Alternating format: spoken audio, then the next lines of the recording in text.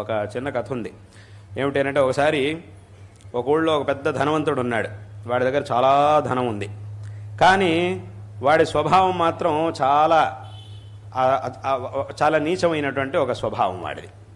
ఏమిటంటే వాడి అందరినీ కూడా చాలా తుచ్చంగా చూసి, వీడి దగ్గర బోల్డంత ఐశ్వర్యం ఉంది, ఎన్ని మంచి పనులైనా చేయొచ్చు, కానీ ఎప్పుడు కూడా మంచి పనులు చేసేవాడే కాదు. ఎప్పుడు కూడా వాడు అందరినీ కూడా చాలా తుచ్చంగా చూస్తూ ఉండేవాడు, అవమానిస్తూ ఉండేవాడు.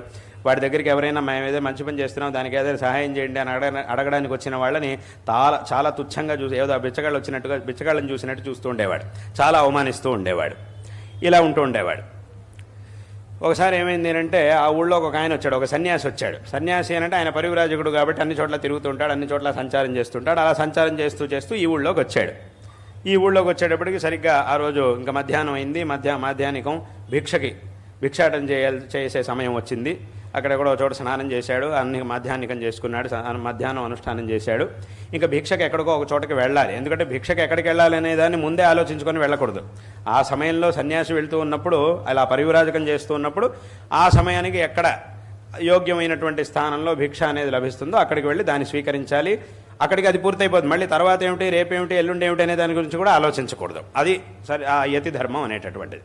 కాబట్టి ఆ రోజు అక్కడికి వచ్చాడు, చూశాడు. ఇవాళ ఎక్కడికి అంతా అయిపోయిన తర్వాత ఇవాళ భిక్షకి ఎక్కడికి వెళ్ళాలి అని ఒక క్షణం ఆలోచిస్తే ఎదురుకుండా ఇల్లు కనబడింది. ఆ యాదృచ్ఛికంగా ఎదురుకుండా వీడి ఇల్లు కనబడింది.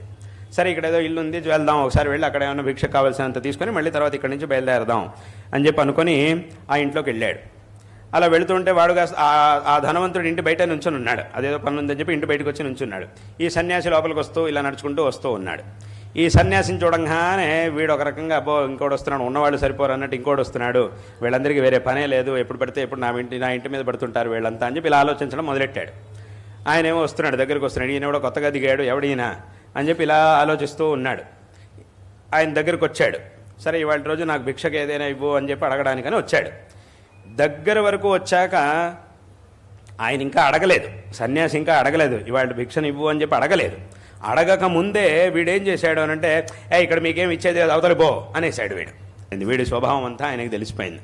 అంటే వీడి దగ్గర బోల్డంత ఐశ్వర్యం ఉంది, ఇంత ఐశ్వర్యానికి వీడు యజమానిగా ఉన్నా కూడా మంచి పని చేసేటటువంటి మనస్సు లేదు వీడికి అనే విషయం మొత్తం ఈయనకు అర్థమైపోయింది. అప్పుడు ఆయన ఏం చేశాడు అనంటే, మహాత్ముల యొక్క స్వభావం ఎలా ఉంటుందంటే, ఒకడు తప్పుడు మార్గంలో వెళుతున్నాడని తెలిసినప్పుడు మహాత్ములు ఏం చేస్తారు అనంటే, సరే పోతే పోనీ తప్పుడు మార్గంలో వెళితే వాడు నాశనం అవుతాడు, ఆ నాశనం అయ్యాక అప్పుడు వాడికే తెలుస్తుంది అని వదలరు. వీడు తప్పుడు మార్గంలో వెళ్తున్నాడు అని తెలిసిన వెంటనే మహాత్ములైనటువంటి వాళ్ళు ఏం చేస్తారు అనంటే, అయినంత వరకు వాడిని సరిచేయడానికి ప్రయత్నిస్తారు. అది మహాత్ముల యొక్క స్వభావం. సామాన్యులైతే వదిలేస్తారు, సరిగ్గా వాడికి అలా జరగాల్సిందే నిజంగా అని చెప్పి అనుకుంటారు, వదిలేస్తూ ఉంటారు. కానీ మహాత్ములు ఏం చేస్తారు అంటే, వీడు తప్పుడు మార్గంలో వెళ్తున్నాడు, అయినంత వరకు, కొన్నిసార్లు సాధ్యం కాకపోవచ్చు, అది కుదరకపోవచ్చు, కొన్నిసార్లు అందరినీ కూడా మార్చగలుగుతాము అని చెప్పలేము. ఎవరికైతే ఆ ప్రారంధం దృఢంగా ఉంటుందో, బలంగా ఉంటుందో వాళ్ళని ఎవరు మార్చలేకపోవచ్చు. వాళ్ళే తర్వాత నష్టాన్ని అనుభవించిన తర్వాతే మళ్ళీ వాళ్ళు సరి చేసుకోవాల్సి వస్తుంది. కాబట్టి అక్కడ ఆ రోజు ఏమైంది అని అంటే, ఈయన అనుకున్నాడు, సరే ఎలాగైనా వీడు తప్పుడు మార్గంలో వెళ్తున్నాడు, వీడి దగ్గర ఇంత సంపత్తి ఉంది, దీన్ని మంచి పనులకు వినియోగిస్తే వాడికి పుణ్యం వస్తుంది, అలాగే ఎంతోమందికి ఉపకారం కలిగినట్టుగా కూడా ఉంటుంది. కాబట్టి వీడు తప్పుడు మార్గంలో వెళ్తున్నాడు, ఎలాగైనా సరే వీడిని మార్చాలి అని చెప్పి ఆయన అనుకొని వెంటనే ఆయన ఏం చేశాడు అని అంటే, ఒక మాట అన్నాడు. చూడండి ఆయన, నేను నీ దగ్గర ఏమీ అడగడానికి రాలేదు, నేను ఏదో అడగడానికి వచ్చానని నువ్వు అనుకుంటున్నావు, కానీ నేను వాస్తవంగా నీ దగ్గర ఏమీ అడగడానికి రాలేదు. మరైతే ఎందుకు వచ్చారు అని అడిగాడు. ఏం చెప్పమన్నాడు, నేనే నీకు ఒక వస్తువు ఇవ్వడానికి వచ్చాను అని అన్నాడు. వెంటనే వాడి ముఖ చిత్రం మొత్తం మారిపోయింది. ఈయన ఏదో ఇస్తాట, నాకు వీడు ఇవ్వాలంటే అది దుఃఖం, అమ్మో నేను ఎందుకు ఇవ్వాలి అని అనిపించింది. కానీ ఆయనే ఏదో ఇస్తానంటున్నాడుగా, వెంటనే వీడి మనసులో కుతూహలం వచ్చింది, ఏదో ఇస్తానంటున్నాడు, అలాగా అయితే లోపలికి రండి అని చెప్పి వెంటనే లోపలికి తీసుకెళ్ళాడు, కూర్చోబెట్టాడు. సరే చెప్పండి, ఏదో ఇస్తానన్నారు కదా, ఏమిటి అని అన్నాడు. ఈయన అన్నాడు, నేను నీకు ఒక వస్తువుని ఇస్తాను, చాలా అమూల్యమైనటువంటి వస్తువు, దాన్ని నేను నీకు ఇస్తాను, దాన్ని కొంతకాలం నువ్వు నీ దగ్గర పెట్టుకొని నీకు ఇచ్చేసి నేను వెళ్తాను, దాన్ని కొంతకాలం నీ దగ్గర పెట్టుకో, కొంతకాలం ఆగి మళ్ళీ నేను వస్తాను, వచ్చి దాన్ని అడుగుతాను, అడిగినప్పుడు మళ్ళీ నువ్వు నాకు ఇవ్వాలి అని అంటాడు అని ఈయన అన్నాడు. సరే అలాగే అయితే పర్వాలేదు, సగం పర్వాలేదు, అంటే మొత్తం ఇచ్చేస్తే మొత్తం పర్వాలేదు, చాలా సంతోషం, కానీ కొంతకాలమైనా నీ దగ్గర పెట్టుకో అన్నాడు కదా, కాబట్టి సగం పర్వాలేదు అనుకున్నాడు. సరే ఇంతకీ ఏమిటా వస్తువు ఇవ్వండి అని అన్నాడు. వెంటనే లోపల నుంచి ఒక సూదిని బయటికి తీశాడు. ఆ సూదిని బయటికి తీసి ఇచ్చాడు. వీడన్నాడు, ఇదేమిటి ఈ సూదేమిటి, మీరు ఏదో ఇస్తా అన్నారు కదా, ఏమిటది అన్నాడు. ఇదే ఈ సూదే అన్నాడు. ఈ సూది నన్నేం చేయమంటారు, సూది ఏమిటి, సూది ఇవ్వడం ఏమిటి, దీన్ని నేను కాపాడుకోవడం ఏమిటి, నా కొంతకాలం పాటు కాపాడడం ఏమిటి, మళ్ళీ మీరు వస్తే మీకు తిరగడం ఏమిటి, తిరిగి ఇవ్వడం ఏమిటి, ఇదేమిటి అన్నాడు. అప్పుడు ఈయన అన్నాడు, అంటే నేను అన్ని చోట్ల తిరుగుతూ ఉంటాను కదా, ఈ సూది ఎక్కడైనా పోయిందంటే కష్టం, అందుకోసం ఎక్కడైనా కనిపించకుండా పోతే చాలా కష్టం కదా, అందుకోసం నీ దగ్గర జాగ్రత్తగా పెట్టెళ్తున్నాను అని అన్నాడు. అప్పుడు ఈయన అన్నాడు, సూది పోతే పెద్ద దానివల్ల పెద్ద మీరు బాధపడాల్సిన విషయం ఉంది, ఒక సూది పోతే ఇంకో 100 సూదులు కొనుక్కోవచ్చు, సూదులు ఎక్కడైనా దొరుకుతాయి కదా, ఇదే పెద్ద అమూల్యమైన వస్తువు అంటే ఒకసారి పోతే మళ్ళీ దొరకదు, వాస్తవమే. సూదులకేం కదవా, ఎక్కడైనా సూదులు దొరుకుతాయి, ఒకటి పోతే ఇంకో 100 కొనుక్కోవచ్చు, దీంట్లో పెద్ద విషయం ఏముంది అని అన్నాడు. అప్పుడు ఆయన అన్నాడు, అలా మాట్లాడుకున్నాయన, ఈ సూది గురించి నీకు తెలియదు, ఇది చాలా మహిమాన్వితమైన సూది, ఇది ఎక్కడి నుంచి వచ్చింది అని అంటే ఇది వెనకటి కాలంలో మహర్షులు చాలా తపస్సు చేస్తే స్వయంగా ఈశ్వరుడే ఈ సూదిని మహర్షులకు ఇచ్చాడు, అలా పరంపరగా అది నా దగ్గరకు వచ్చింది, ఇది ఎవరి దగ్గర అయితే ఉంటుందో వాళ్ళకి అంతా మంచి జరుగుతుంది, కాబట్టి అలాంటి సూది, కాబట్టి నేను దీన్ని ఇవ్వడానికి వచ్చాను అని అన్నాడు. ఓ అలాగా, సర్లే అయితే ఇవ్వండి అన్నాడు. తీసుకున్నాడు.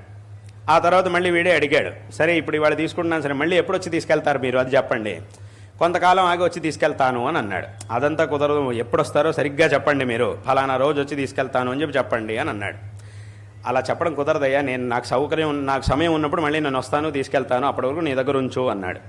అదంతా కుదరదు, మళ్ళీ నాకు చాలా పనులు ఉంటాయి, నేను ఏదో పనుల్లో ఉన్నప్పుడు ఉన్నట్టుండి మీరు ఊడిపడి నాకు సూది ఇవ్వు, నేను ఇచ్చింది నాకు ఇవ్వు అంటే అలా ఇవ్వడం కుదరదు, ముందే మీరు వచ్చే రోజు చెప్తే ఆ రోజు నేను తయారు చేసి పెడతాను, దాన్ని సిద్ధం చేసి పెడతాను, వచ్చి మీరు తీసుకెళ్ళండి అని అన్నాడు. అప్పుడు ఆయన కొంత ఆలోచించి అన్నాడు, వచ్చే జన్మలో వచ్చి తీసుకెళ్తాను అని అన్నాడు. నీకు వచ్చే జన్మ వస్తుంది కదా, అప్పుడు తీసుకెళ్తాను అని అన్నాడు. వీడికి అర్థం కాలే, ఏమంటున్నారు, ఏమిటి వచ్చే జన్మ, అవును ఆయన వచ్చే జన్మలో మళ్ళీ నేను వస్తాను, అప్పుడు తప్పకుండా ఈ సూదిని తీసుకెళ్తాను అని అన్నాడు.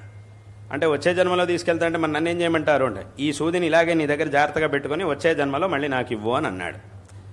ఏం మాట్లాడుతున్నారండి, ఇది సాధ్యం కాదు కదా, వచ్చే జన్మలో ఈ సూదిని ఎలా ఇస్తాను నేను మీకు, వచ్చే జన్మలో ఎలా ఇస్తాను అంటే ఈ జన్మ నుంచి వచ్చే జన్మకి తీసుకెళ్తే సరే, నీ దగ్గరే పెట్టుకో, ఈ జన్మ నుంచి వచ్చే జన్మకి వెళ్తావు కదా, అప్పుడు అలాగే నీతోనే పెట్టుకోదాన్ని, నీ దగ్గరే పెట్టుకొని జాగ్రత్తగా వచ్చే జన్మకి తీసుకెళ్ళి నాకు ఇవ్వు అని అన్నాడు. స్వామి అది సాధ్యం కాదు కదా, ఇంత పెద్ద సన్యాసులే మీరే ఇలా అంటే ఎలాగా, ఇది సాధ్యం కాదు కదా అని అన్నాడు. ఎందుకు సాధ్యం కాదు, నీతో పాటు తీసుకెళ్తే సరే అంతే అన్నాడు. ఇది సాధ్యం కాదండి అని అన్నాడు. ఎందుకు సాధ్యం కాదు, చిన్న సూదేగా, చిన్న సూదిని తీసుకెళ్ళడానికి ఏమిటి ఇబ్బంది, ఏదో నేనేమన్నా నీకు పెద్ద బండరాయిని తీసుకొచ్చి పెట్టాను నీ నెత్తి మీద, అథవా పెద్ద పెట్టెని తీసుకొచ్చి నీకు ఇచ్చానా, చిన్న సూదే కదా, దీన్ని మీద తీసుకెళ్ళడానికి ఏమైంది అని అన్నాడు. చిన్న సూదైనా తీసుకెళ్ళడం కుదరదు కదండి అని అన్నాడు. అప్పుడు వెంటనే ఈయన అన్నాడు, అంటే అక్కడికి ఒక్క చిన్న సూదినే ఈ జన్మ నుంచి వచ్చే జన్మకి నువ్వు తీసుకెళ్ళలేవు అన్నప్పుడు ఇంత ఆస్తిని ఇంత సంపదని ఇలాగే పెట్టి పెట్టి పెట్టి పెట్టి ఏం చేస్తావు, ఒక చిన్న సూదినే నువ్వు తీసుకెళ్ళలేవు అన్నప్పుడు ఇంత సంపదని అనవసరంగా ఉంచి ఉంచి ఏం చేస్తావు. కాబట్టి ఈ సంపదని, భగవంతుడు నీకు ఇచ్చినటువంటి ఈ సంపదని కొంతైనా మంచి పనుల కోసం ఉపయోగిస్తే తద్వారా నీకు పుణ్యం వస్తుంది, ఆ పుణ్యాన్నైనా నువ్వు వచ్చే జన్మకి తీసుకెళ్ళగలుగుతావు. కాబట్టి ఇకనైనా నీ బుద్ధిని మార్చుకొని మంచి పనులకు ఉపయోగించు అని చెప్పాడు. అప్పుడు వాడికి అంతా అర్థమైంది. మీరు చాలా గొప్ప విషయం చెప్పారు, నాకు చక్కగా అర్థమైంది, మీరు చెప్పినటువంటి విషయాలన్నీ కూడా చక్కగా నాకు అర్థమైనాయి, తప్పకుండా నేను మంచి పనులను చేస్తాను అని అప్పుడు ఆ తర్వాత నుంచి వాడు మంచి పనులను చేయడం మొదలెట్టాడు అని అదొక కథ.